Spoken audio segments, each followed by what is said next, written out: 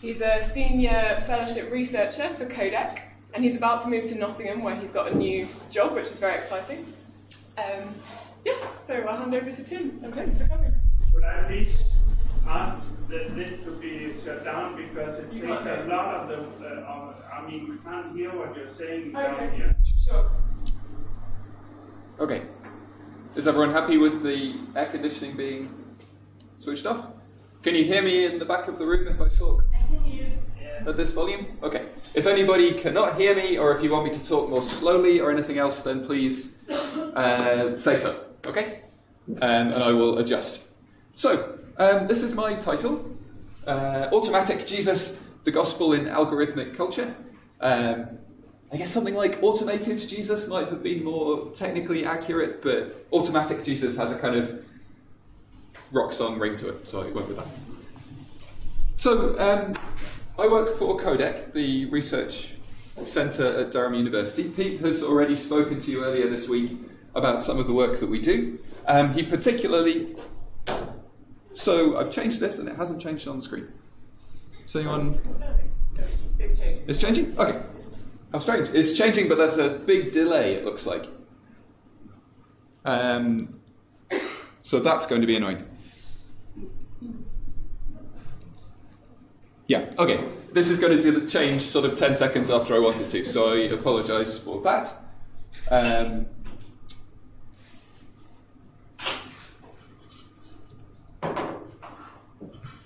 It's maybe changing one slide after I wanted to, which is actually worse. Anyway, so, but more exciting for everybody. So, yes, Pete has particularly asked me to tell you about some of the things that we do at CODEC. I think he mentioned them to you, but I have postcards. So, we've got a 1-week training course for anybody working in Christian ministry or interested in Christian ministry called MediaLit. MediaLit includes things like interview training, introduction to digital theology, training in how to use digital media, how to work with the traditional media, everything else. We've also got, if any of you or people you know are more ambitious about your educational goals, we've got a whole master's degree in digital theology, which we think is a world first. That's something that's available to study part-time, or some people are signing up to just do one module of that as part of their other work. So, at the front of the room we've got... It will be even more confusing if the slides are at the wrong speed and I can hear myself 10 seconds later. So we've got some postcards about the MA, and we've got some postcards about sort of projects we work on. Could you take some of those and pass them around, please? Thank you. If you think that any of your colleagues will be interested, take 2. We have got lots. So, I wanted to start by going back to Pete's talk, actually, and just engaging a little bit again with what he was discussing about chatbots, because that kind of segues over to what we're talking about today. Pete was talking, you remember, about chatbots as a kind of automatic conversation system, and he was encouraging us to think about those, if I understood his talk correctly, mainly as a kind of triage. That's a way of getting people information quickly. If you've got lots of people asking questions, maybe your first response would be through a chatbot that deals with most of the immediate concerns, and then you've still got people to do the kind of human relationship stuff to follow up. And while I was watching that presentation online, I came across this story on Twitter, which I thought was very interesting because it shows one way in which chatbots are doing something very different. So they're already challenging what Pete was presenting to us as his vision of how this could work. This is it's not a launch yet, I don't think. It's an announcement of a feature that's yet to come. Google Assistant, your Google Home smart speaker, will help your children mind their manners. Some of you maybe read this story. It was shared on Twitter earlier in the week.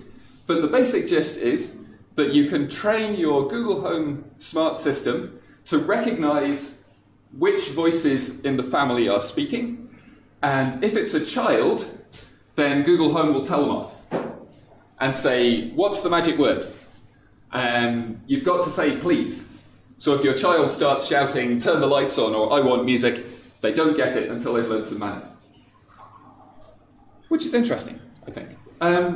Do you think this is a good idea? Are you... Sorry? No. Why not? Sorry? Why not? Depends on together with human people, not together with machines. If you are pleased to machine, yeah. I think So, it won't have an education. so you think it doesn't matter if we're rude to machines? That's what I hear. Just to know that there are many languages without the please concept. Okay. Well, I think it's really good. And I also think, as you said, remarked that it should be good for the parents as well. Because it's not about machine in and of itself. I think it's a way of training yourself on how to speak and how to... Because it's also about other people. At least I come from a society where we don't say please in Swedish as much. So when I speak English, I really remind myself, and I often forget it anyway. So from my perspective, it would be quite useful to train myself to actually say things.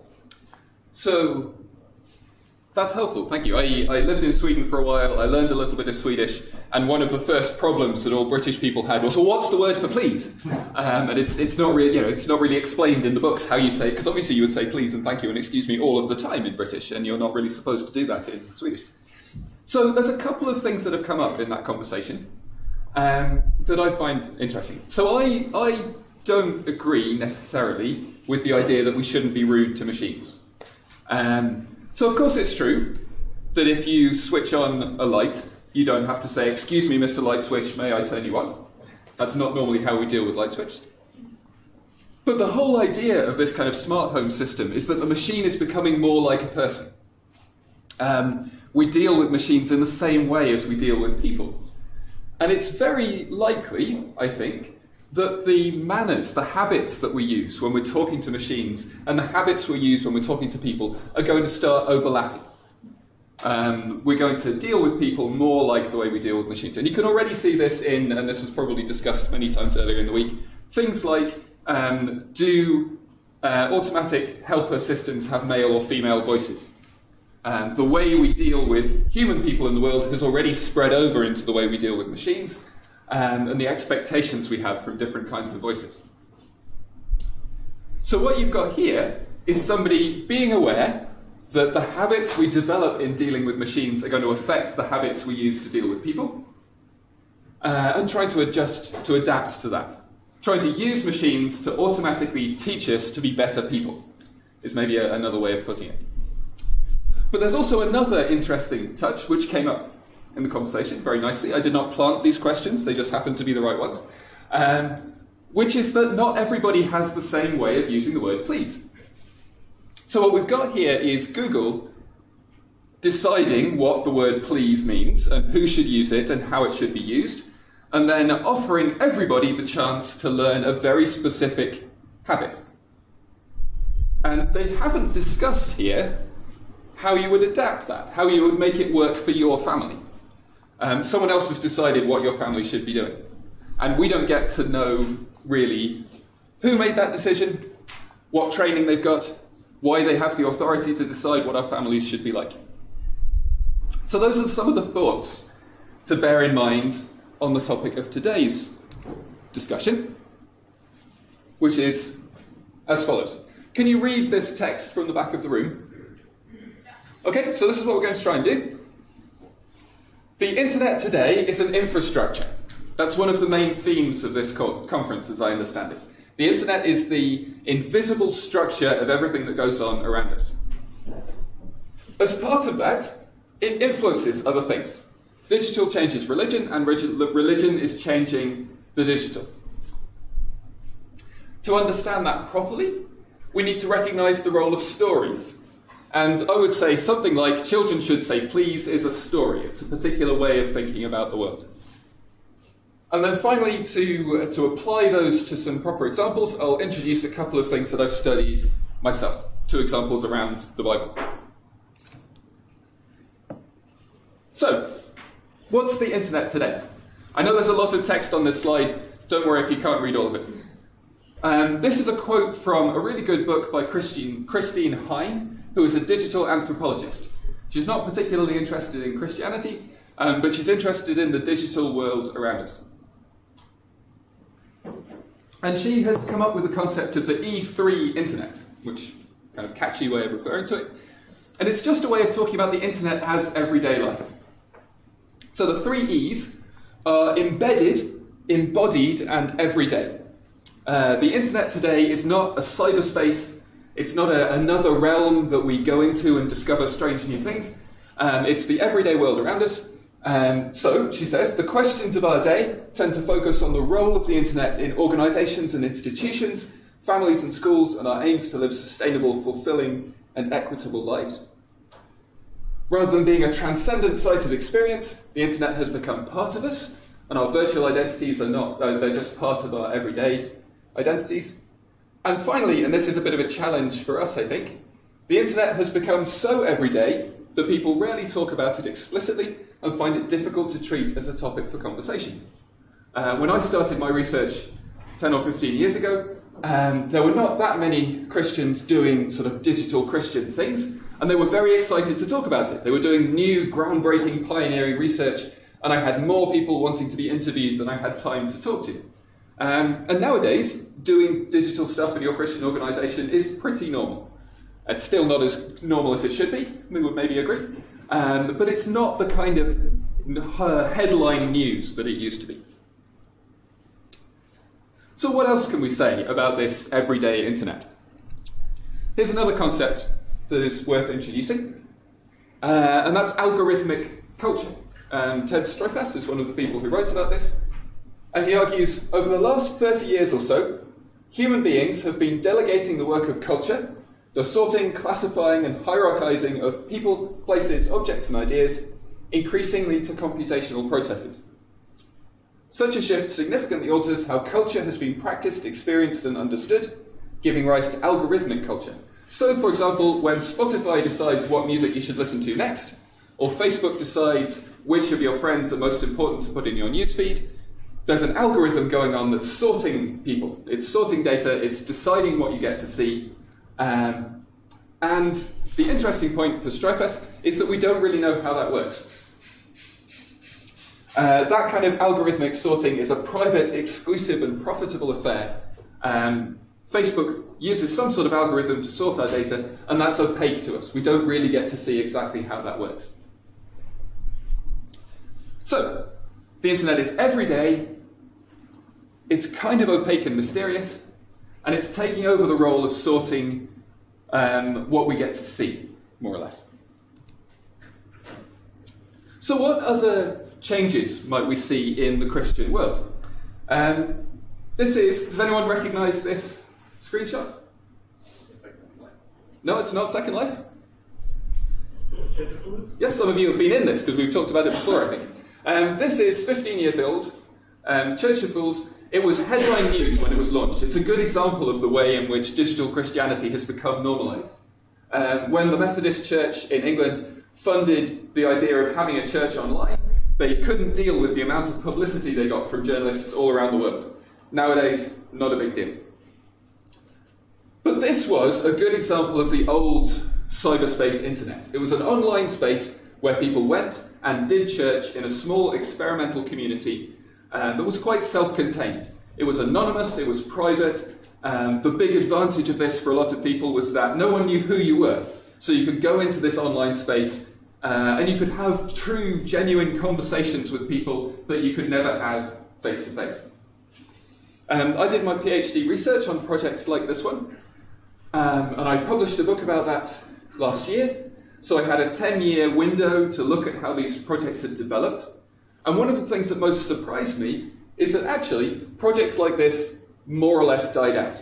This is not what the Christian internet is doing nowadays. And we've got some shifts instead. Here's one of them. In this country at least, and I think in Scandinavia, I'd be interested to know if this is also true in the other countries we've got represented here. There's a shift over 10 years from online church to church online.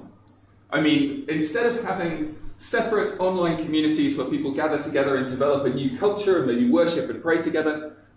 And church is integrated into everything else that we do.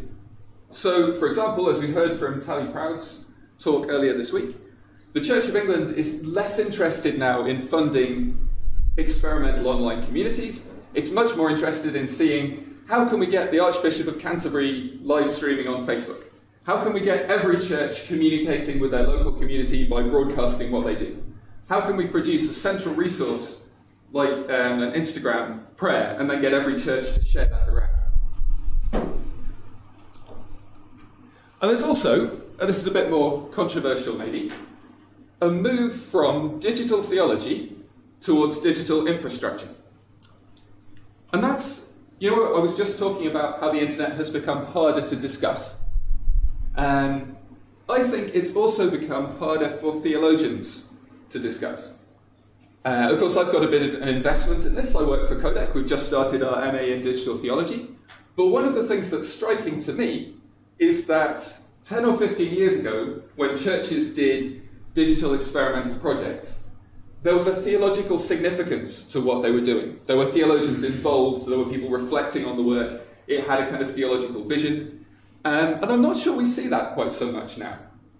And you're very welcome to disagree with me about this, but it seems to me that the church has tried to move past theological reflection on digital media to just kind of do it.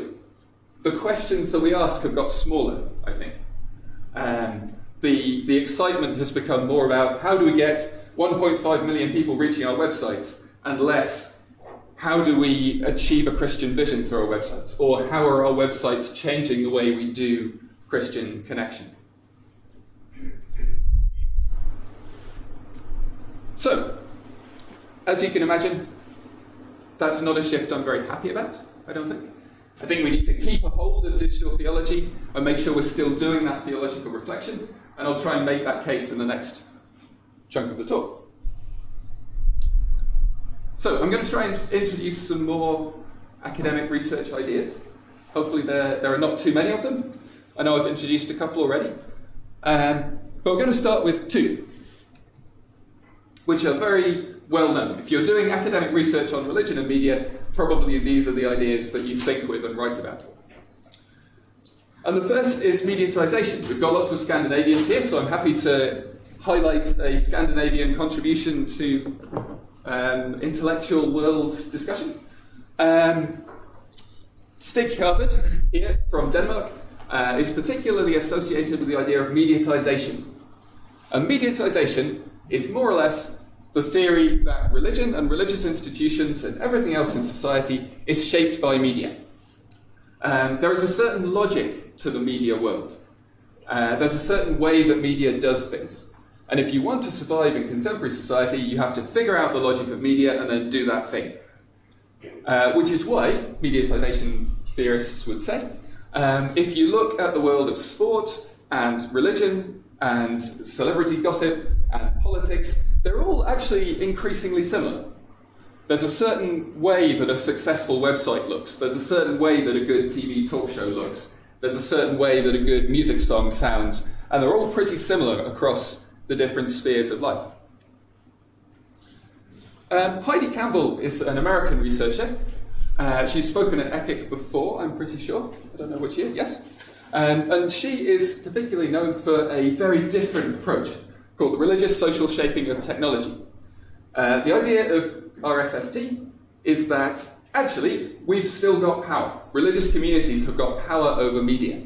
You've got the chance to decide what you want to do and go out and build it, even if it's completely different than everything else. And she's got lots of case studies of religious groups deciding they don't like the logic of the media, they don't like the way smartphones work, they don't like the way internet censorship works, and just going out and building something new and different. So, putting that into questions, mediatization would say, what does social media or digital media want, and how do you fit? And the religious social shaping of technology says, no, that's the wrong question. What do you want from the internet, and how can you go and build the internet that fits your needs? So, like any good academic, I've got two different ideas, and I think the answer is somewhere in between. And now I'm going to try and put an in-between suggestion. And I'm going to go back to Church of Fools as a way to start that off. Here is a quote from one of the founders of Church of Fools, talking about what he was trying to do. And he says, just as the Methodist church leader John Wesley took his preaching out of churches and into the fields and streets in the 18th century, we wanted to take church to where people are in the 21st century on the net. And what I really like about that quote is that it combines mediatization and the social shaping of technology. So this bit, just as the Methodist church leader took preaching out of churches, that's a classic religious social shaping of technology view. He's saying we're drawing on our own religious tradition and doing a thing that fits with our own values. But then in the same sentence, he runs on to say we've got to take church to where people are. And that's not religious values anymore. That's a story about the logic of the media. That's a story of saying there is only one right way to use the internet, and everybody's got to do it, and we better get on board. So, how do you combine the ideas? I've just introduced mediatization, religious social shaping of technology. If you put them together, you find something that's a little bit more complicated, maybe, which I have called mediatized religious design. Possibly I need a catchier name for it. I will admit that now. But I'm calling it MRD for the time being. And the basic idea is that religious designers, managers, project creators, people like you, are developing digital projects based around a story. And a part of that story might be an idea of what we want to do as religious groups, but there's also a story about what the media is for. It's not quite as straightforward as saying you're fitting the logic of the internet, but you're trying to reimagine technology according to what you think the logic of the internet might be.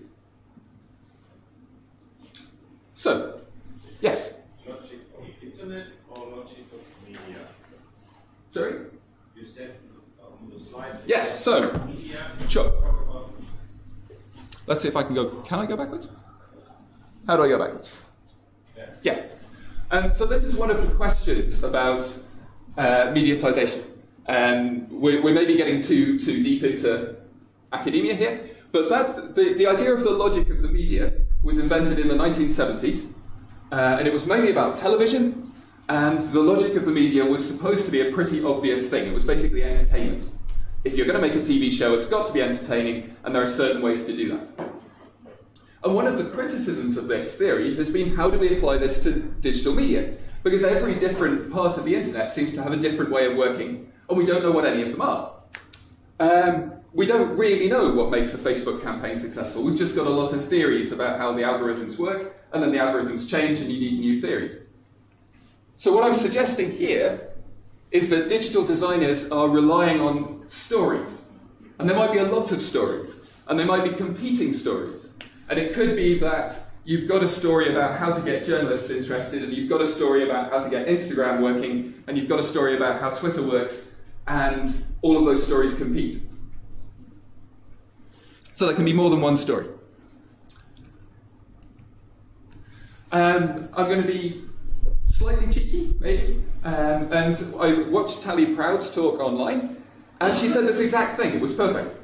So this is how she started her talk, and I wrote it down. Why are we doing this? She said, talking about the Church of England. There's a lot of people online and we need to be speaking to them. And that's the exact thing Christians have said about the internet since the invention of computers, probably, I don't know, at least since the popularization of the internet, maybe before. People are online, we've got to go online and get where the people are.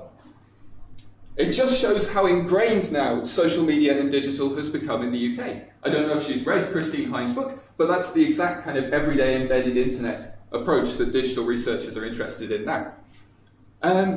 So it's really important that we also are in that space. We say that the Church of England slogan is a Christian presence in every community, and for us that means the online community as well. And again, that's something Christians have said about the internet for a long time. So you've got a mix here of stories about the internet, it's where everybody is, it's everyday life, we've got to get where the people are, and stories about Christian history. This is our slogan, this is what the Church of England has always done. So, what does that mean? What's the significance? Well, I'm going to be tactful now and move away from people who've actually talked at the conference to a different example from my own research. Has anyone come across Glow Bible? 1, 2 people. So this was the Bible of the Year in 2010. I interviewed the guy who created it. It's a digital Bible system that allows you to access the text of the Bible through lots of different layers and lots of different lenses, they're called. And you've got maps, and you've got supporting resources, and you've got timelines and all sorts. And his argument was, we need a digital Bible to connect to this generation as an alternative to paper because they don't use it. So he's got some classic Christian internet stories here. Young people are online. Online is the way to contact young people. We've got to go where the people are.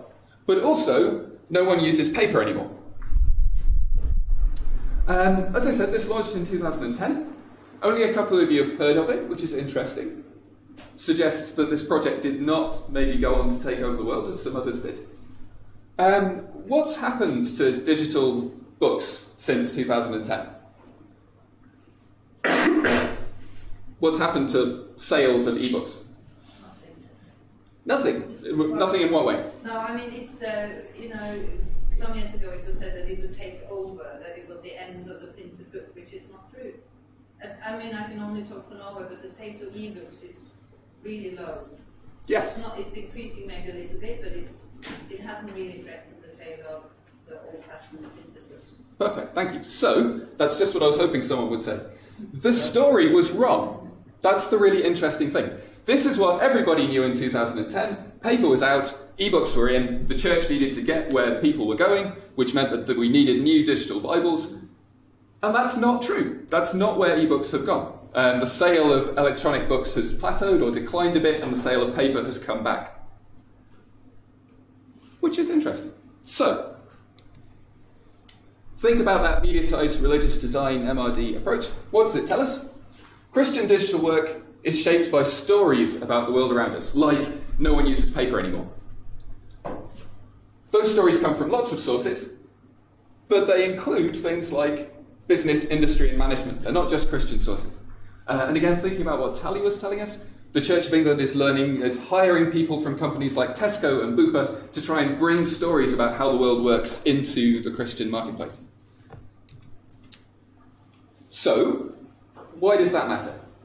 Stories about the world can be helpful, and they can be wrong. They can be incomplete. They can be misleading. All of those stories need to be interrogated and challenged, and sometimes they need to be changed. People are still doing great work with digital Bibles, but you need a new story. It can't be no one uses paper anymore. We need a better story than that to justify the work. So there's a challenge, I guess. Where have you learned your stories? Who is teaching you your stories? Have you challenged them properly? And again, I know I have a big investment in this, but there's also, I think, a call here. We still need digital theology, because we can't just say, we as Christian designers, or you as Christian designers, are going to work with companies and industry, we're going to learn the logic of the internet, we're going to learn the one true way to do things, and then we're going to implement that in our own churches. Because those stories are wrong. They're incomplete. They're always changing. We need theological reflection on the stories we tell ourselves, and some kind of investigation of whether those stories are right or not, and what we could be doing next. Okay, so, what do you think so far? Do you have questions? Does that work for you? Does it not work? Could you just remember what was the acronym of MRD? I'm using a pencil and a paper, so yes. Slow writing. Mediatization. So we've got mediatization. MRD is mediatized religious design. Yes. It's religious design conscious of some kind of a dream about the logic of the media. If anyone has a suggestion of a way of referring to that you might remember a bit better, I will be interested. Yes? Well, we had yesterday that they had been able to make decisions about making ads in 5 days in the Church of England. In 1 day? Only in 1 day. And when when we're now talking about theology, that would prolong the decision making, and I think this is something which we need to be aware of, that we're all talking about we have limited resources, so we tend to be on the technical design part of it and not thinking what is the theological relevance of what we're doing. That's true, maybe. It's interesting. So that's one of the, right at the start of this talk, I suggested there's a shift from digital theology towards digital infrastructure. If you look at the kind of reports that Christian organisations have produced about the internet, in the 1990s and the early 2000s, there was a whole bunch of reports produced that really asked big questions about digital culture. Where are we going? And those have disappeared a bit, I think. Now you tend to get reports saying every church should be live streaming. We've got much more into the kind of practical everyday. I would say the one resource Christian churches have a lot of access to is people willing to do theological reflection. It's quite hard to find really experienced social media managers, but there are so many people who can give you a talk about the Bible. That I would encourage, that kind of reflection to keep going. But there's also, in that shift from digital theology to digital infrastructure, the implementation becomes more complicated. The algorithms become less clear. The algorithmic culture gets more opaque. So there's a really important, potentially a really important shift in who's in charge of church communications. If the Church of England is reaching 1 million people a month or whatever it is through their websites, that's a huge communications outreach. And it could very easily be that the traditional leaders of the church don't understand any of it. The most important communications work that Christian organisations are doing is not even understood by the people who are supposedly in charge of the message. Which, yes, it would take more resources to address that, but I'm not sure we can afford to let that happen. But there are lots of other hands up. Yeah, actually I see in my daily work that we have shifted to the practicality, that we are asked to design things, we are asked to do things, and how do you find the space for these practical, like where, at what stage, where did it happen? Because we're very much embedded in the practice, and it's always when does this happen? I know that in the communications team I'm working, we have pastors, we have people who are theologians, but who are very much into the practical things. So where do we find that space? How do we do that? Maybe to look at this a different way, you think at the beginning of the talk I showed you that slide of Google teaching children to say please. What you've got there is, we wouldn't necessarily call it theology maybe, but a discussion of family values, let's say, or something like that. And that's happened. Whether you like it or not. A bunch of designers at Google who have got, I would say, lots and lots of researchers, they definitely do the reflective work. But they have sat together and they've decided what families should look like, and then they've built that into the software. And in a different way, that's what you're all doing in Christian design all of the time. You're deciding. So remember again Tally Proud's talk. She showed us a big chart of all of the target audiences of the Church of England's websites. That's a huge theological decision. Who is the church talking to? And they've done that. So you could say we don't have any space to reflect theologically on what we're doing, but what you do is theology, whether you're reflecting on it or not. What you're doing is making decisions that have really significant theological implications that, someone should be thinking about.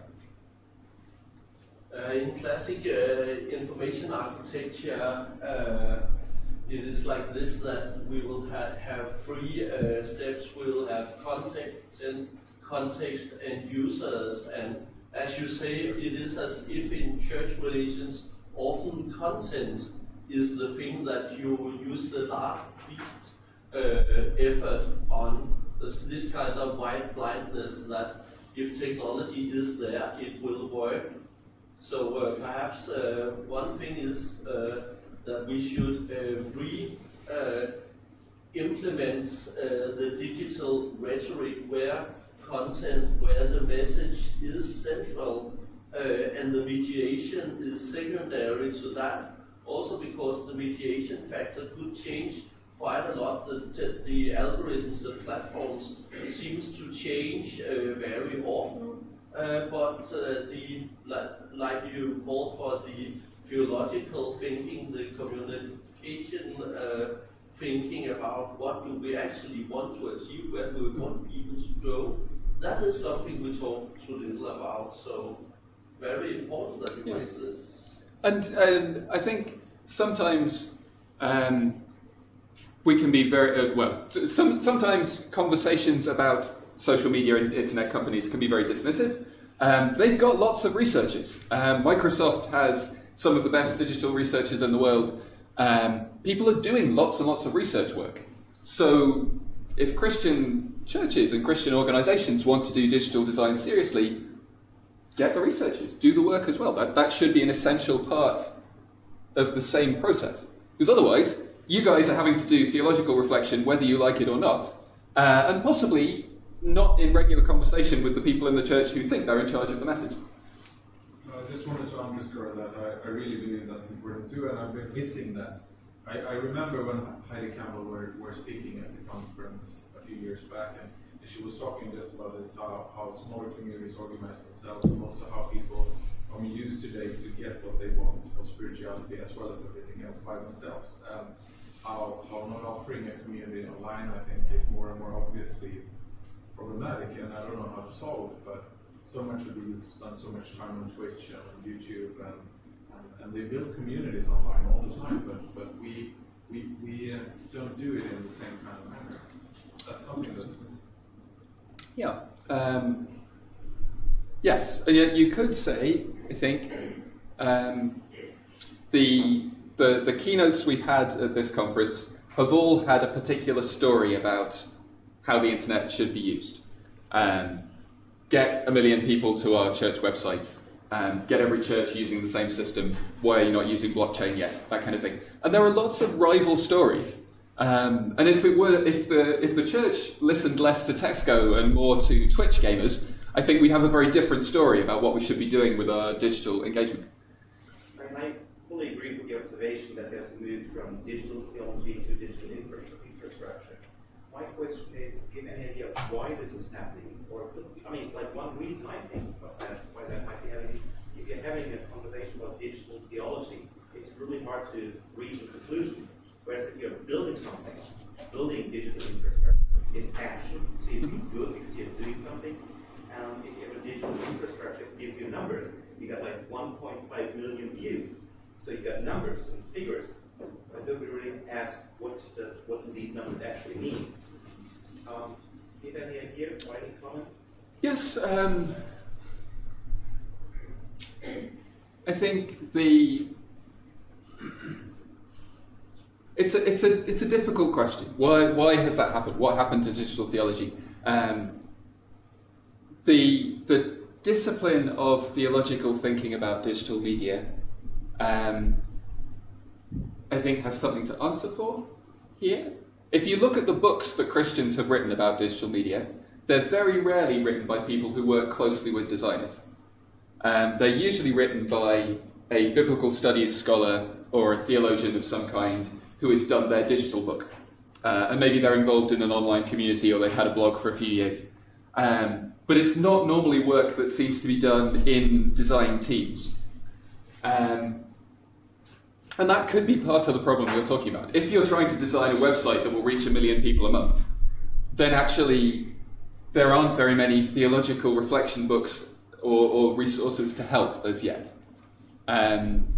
So that's a challenge, I think, to work out how digital theology could feed into practical concerns more effectively in the future.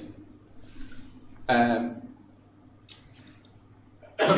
I'm going to move on because we've got a few minutes left and I wanted to show you one example, let's say, which is, not that one, I'm going to show you this one just briefly because I wanted to think a bit also about how algorithmic culture might feed into Christian discipleship. Or to put it another way, we started off with that anecdote about Google teaching habits to children. That's also happening in the church, and I'd like to reflect a bit on how that works in Christian contexts. Has anyone come across this game, Guardians of Ancorum? Only one? Okay, it's a project, a few others. It's a project created by Scripture Union England and Wales, and it's been translated for use in a number of other countries around the world. But it's a game for children, to engage children with Bible stories. Where have we got to? There we go. Nope, going the wrong way. Yes, there we go. So, a game to engage children with Bible stories. And this is part of the story that they've told.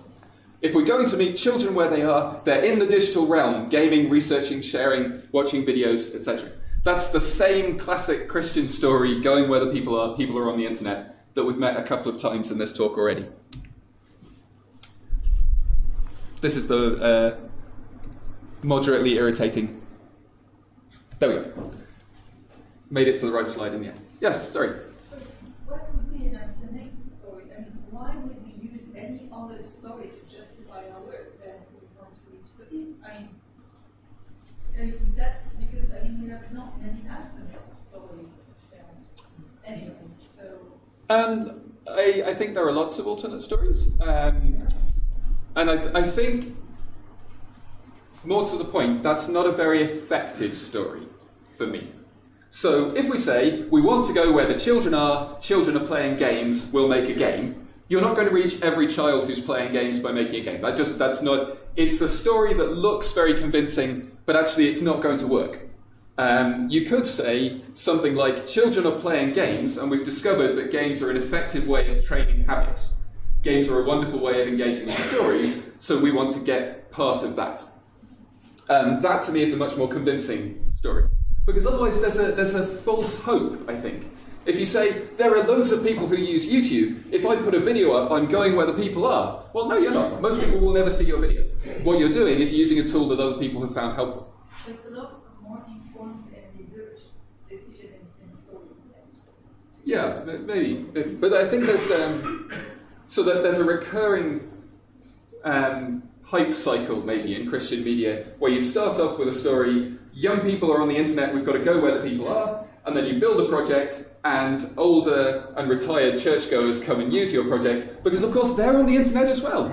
Lots of generations are on the internet. And then after a few years, people say, well, actually, this only got a core community of a few hundred users, and none of them are teenagers, so it hasn't worked. And if you started off with a different story, maybe we would have a different understanding of the goals and the aims and what success looks like. Excuse me for saying so, but isn't that exactly what we're trying to do? I mean, I think we probably know that, of course, you can't just say that we have to go where the people are and then everything will be perfect and successful. Because I think most of us know, also from experience, that it is difficult to sort of get through. You really need to know what you're doing, you need to have a strategy and a good story, etc. And I think that's sort of the big challenge, how to do that in practice, and I think that's what we're really talking about. I think most of the people here, we are sort of past the time when we thought that social media will solve everything, with, by reaching out to people, etc. But there are also stories, I think, that it is actually making an impact, that you are actually providing something, and I think that's that's maybe the most interested that we are, trying something. We have some successes and obviously some failures as well. Yes, so that's an interesting point, I think. And this is not quite what you were saying, but so my take is that Christian designers know that let's go where the people are is too simple a story. But it's still the story I think a lot of us tell. So you've got the stories we believe about the digital world, and maybe there's a set of stories that we know we have to tell about the digital world in order to get funding, or in order to get churches on board, or in order to get journalists interested. So one of the things as a researcher that's really important is that people tell you different stories if you look in different places. That quote I just gave you was from the game's external communication to a Christian audience. And if you look at what the game says to schools, or you look at what the game says to academic researchers, they have different stories for different contexts, which makes sense. But I am going to tell you about it because I've only got a few minutes left. So how does the game work? This is supposed to be a game for children who maybe don't know anything about Christianity yet. They have little or no engagement with Christianity. And the hope is that by playing the game, they will be nudged closer to faith in some way.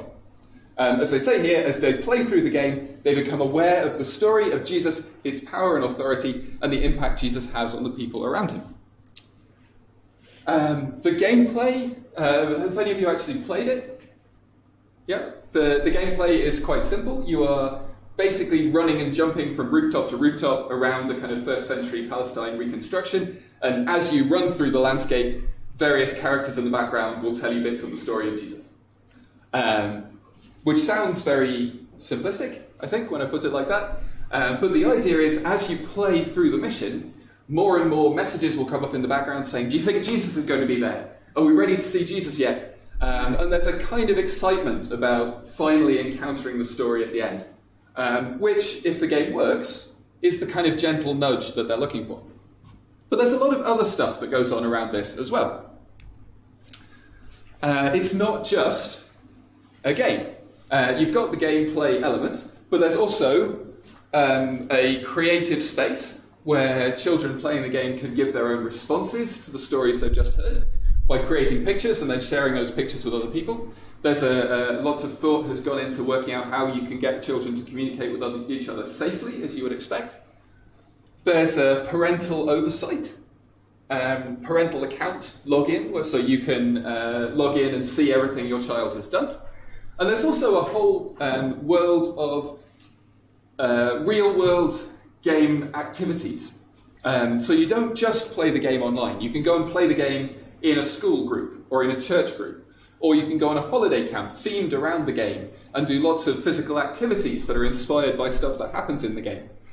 The people running the camp will create costumes to make them look like game characters. I've found a picture that doesn't have any children in it for obvious reasons. So, there's a game, and then around the game it's embedded into a lot of wider stuff. So how does it work, in theory? This is a long quote. You may not be able to read all of it. I interviewed the product developer, and one of the things that she insisted to me was that the game changes the relationship between adults and children. So because children are playing the game, they become experts in the group context. Instead of having a class where an adult is telling the children what to do, the children are much better at playing the game than any of the adults, and as they play the game, develop confidence, become masters over the story, then maybe they feel the confidence to ask some questions. And as the game is going on, maybe they will feel willing to say, okay, so someone just died in this game, tell me about death, or something like that. But there's also another possibility that was stressed in my interview with the product developer, which is the idea that the game could work all by itself. You don't need any of that extra stuff. According to the person who created this, the church benefits much more from the game than the other way around. So I said, can the game work to grow faith all on its own, without any interaction? And she replied, yes, it's doing that for plenty of children. The dream is something like this. The world-class gameplay, and that's, whether we think this is a world-class game or not is another decision, but it's certainly what they're aiming to do, makes the game something that children want to do for themselves rather than needing to be persuaded to do it.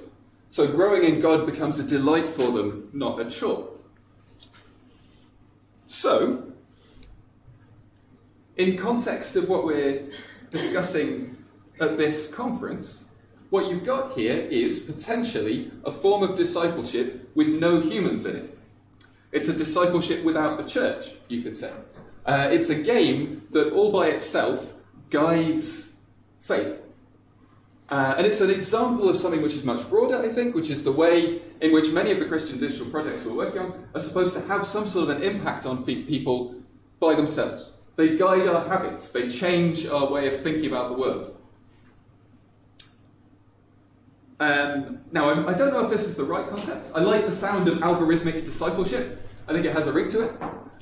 It's not exactly what is going on in that game, because we're talking there about the whole structure of software, but software discipleship doesn't sound as cool.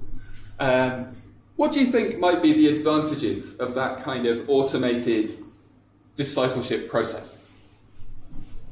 My direct reaction is that I start to think about books, because you can pick up a book like people have done for decades or hundreds of years, by C.S. Lewis, for example.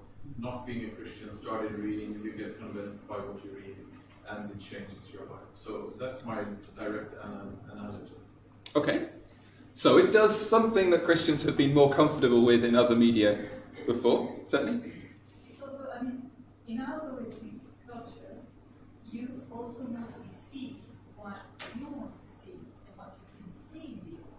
So my question would be, we are supposed, as a mission, as churches, we're supposed to evangelize the world. We need to speak to people who are completely different, who might not be touched already.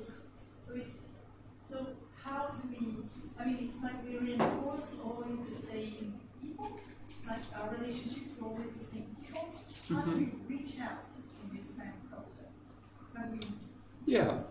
So that's a really important point about this game. That the idea of the game is that it works because the child can do whatever they want.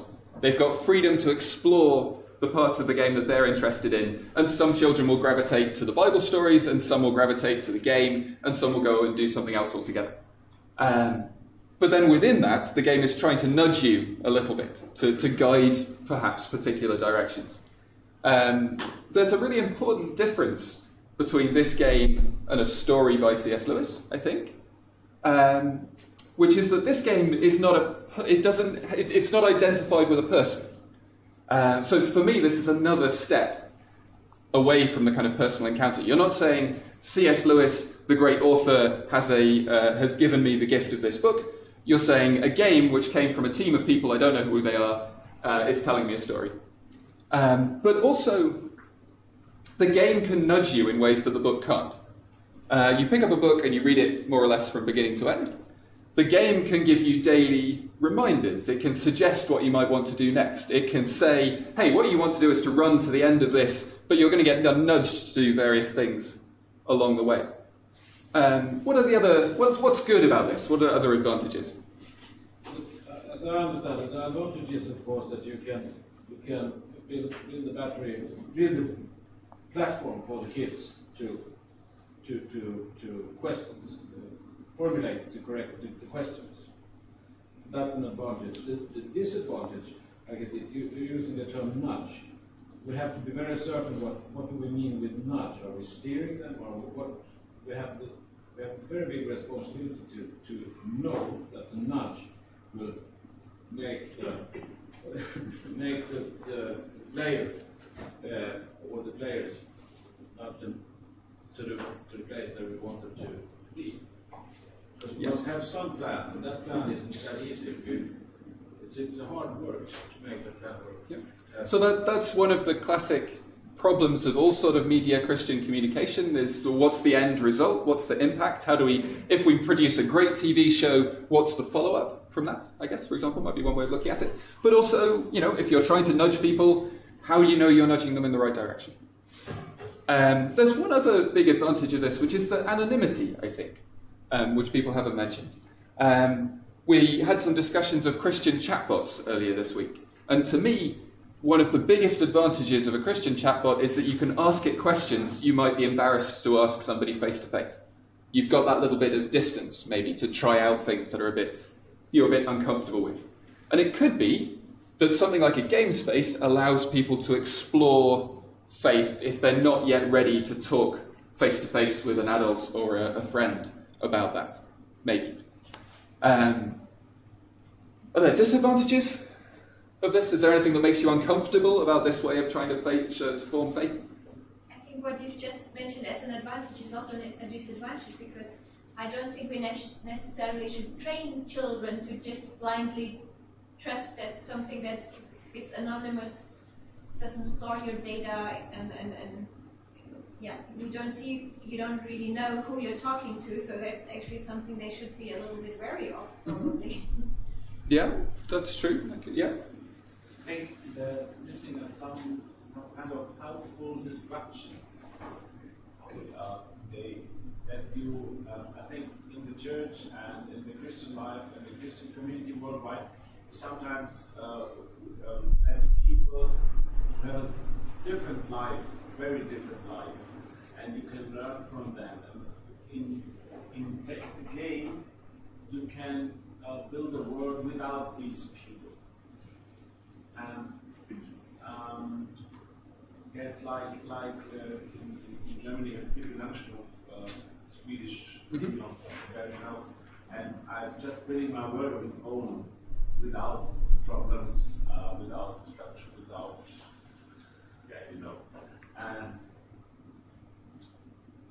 and I think this is one of the things church should worry about, to have this contact to other people which you don't meet in your normal life, and also won't meet in a game. This is, I don't know, this is also the problem with going there where the people are. It's just,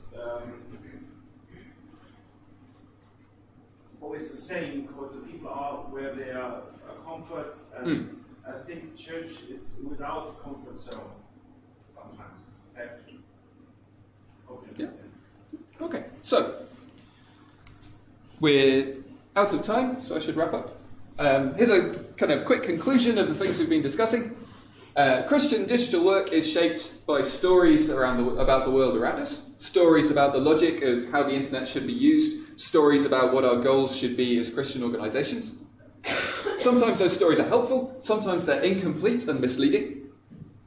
All of those stories need to be interrogated, challenged and changed, and that includes interrogating what software is encouraging us to be, interrogating what kind of discipleship is being trained up through games and websites and apps and everything else that we use. So, Christian digital work must be, or maybe I should say, must be understood as digital theology, not just implementation. The kind of conversations we've already had in the class? This isn't the class, what am I doing? The room, the classroom, that's what I'm trying to say. The conversations we've had in the classroom today show that you're already thinking about theological questions, like who should we be engaging with? Who should we be in contact with? How do we get diversity into our conversations? What is the church trying to do? Those are theological discussions. If you're producing digital design and digital content, you're all theologians, not just implementers. And that should be part of what we're doing together. Okay, so I'm going to stop. Thank you very much. If you've got postcards, please pass them over to the other side of the room if there's any left, and make sure everyone's got one. Ask me questions. Thank you for listening. Can you just...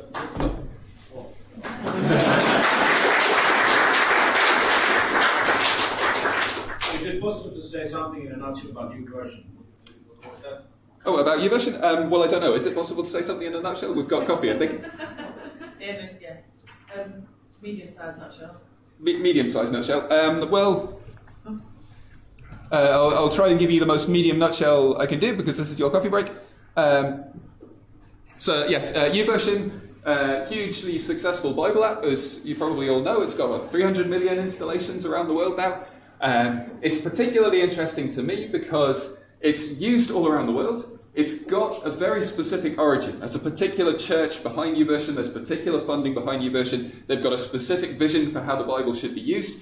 But that's not clear to users, I don't think. When I ask classrooms of students, most of them have got YouVersion. They don't necessarily even know that that's the app they've got. They certainly don't know who made it. And they're not really aware of what the app is trying to do to them. It's an app that I think is... I've gone too far. Of course I have. It's an app that's working as a persuasive design. It's using invisible, not really explained structural decisions to guide you into being a particular kind of Bible reader. And maybe you think that that's good, but we need theologians to recognise that and interrogate it and figure out what alternatives there might be.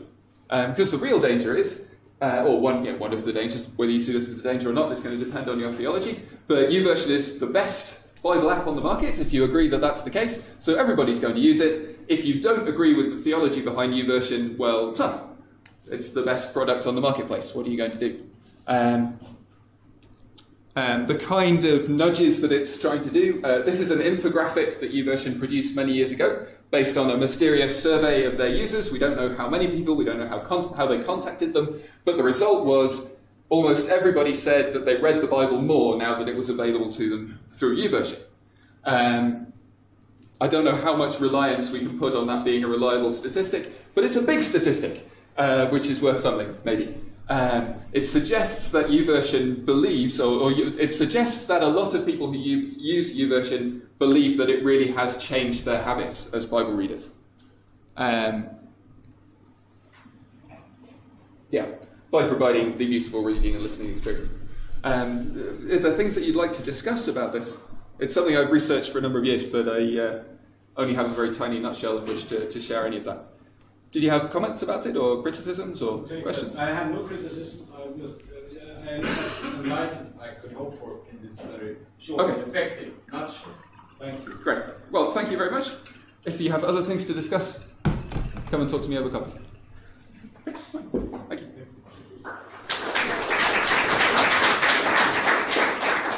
Thank you, Tim. That was such a great way to end the conference, reflecting on everything we've talked about, really. And this is just a token of thanks. Oh, well, thank you very much. Thank you for coming down. Thank you. So if we could be back here at 11, that would be good, just to stick to time, because people have got flights to catch. So we're going to go